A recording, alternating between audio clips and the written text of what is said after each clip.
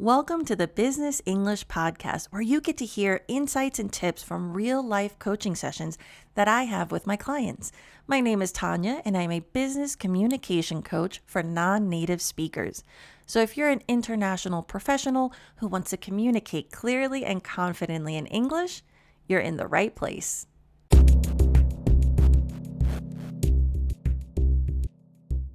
Interviewing for the top tech companies is humbling, to say the least. Honestly, it is the most intense thing I've ever seen, and it requires equally as intense, or rather intensive, job interview training. The best thing you can do, especially for the behavioral interview part, but really even for the technical or even the intro call, is prepare, and then prepare some more. Now, how you prepare can make a really big impact. Now, it's incredibly time consuming because of the requirements. And if you've gone through to any of these interviews, you know that the panel interview or the third round usually is incredibly long and they require a lot. And they also usually don't like you repeating your stories.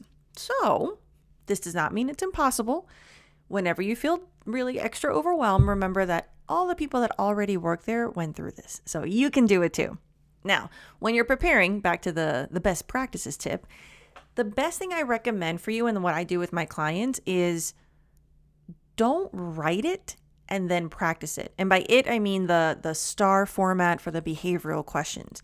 The risk that you run doing that, especially as a non-native speaker, is that your writing skills are usually a bit stronger or you have more time to think about it as you write. So you're not writing in natural sentences. You're writing in very correct sentences, complex sentences. It looks good on paper, but when it comes time to the interview, you become more, and I've seen this time and time again, people become more focused on trying to remember what they wrote and remembering the grammatical structure that they used and remembering that perfect word that they had for it, that you lose sight of the end goal, which is to deliver a clear story, to showcase your expertise, and to make your value very, very obvious. So my recommendation, so what I do when I'm coaching is I'll ask the question, I'll have my client tell me, just spontaneously without extra preparation, just tell me their response. I'll transcribe it, and then we'll go through and look at it and really flesh it out, make sure that the structure is clear. But what this does, and if you're doing this on your own, just record yourself.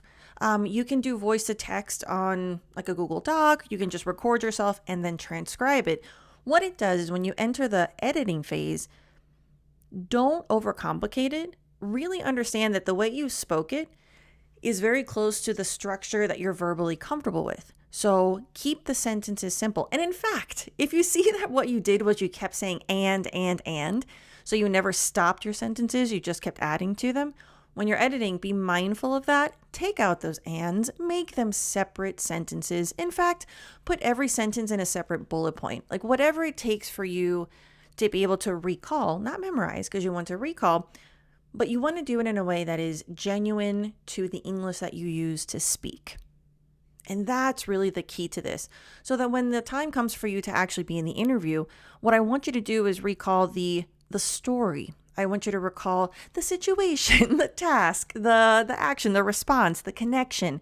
I want you to focus more on showing them what your experience taught you, how that's going to make you a valuable candidate and great for this position, not being completely consumed by worrying if your pronunciation was correct because that's a new word that you decided to use here. By the way, a job interview is not the time to use new vocabulary. Use words that you're familiar with. Save the new stuff for later. Okay, so the biggest takeaway from not only the session that I had recently, but every time I do behavioral interview questions is keep it simple.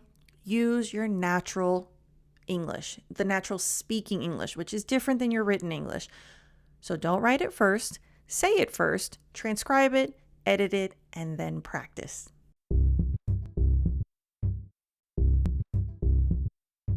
For more job interview tips, specific tips for behavioral questions for tech interviews, or to book an interview coaching session with me, head over to tanyasuarez.com.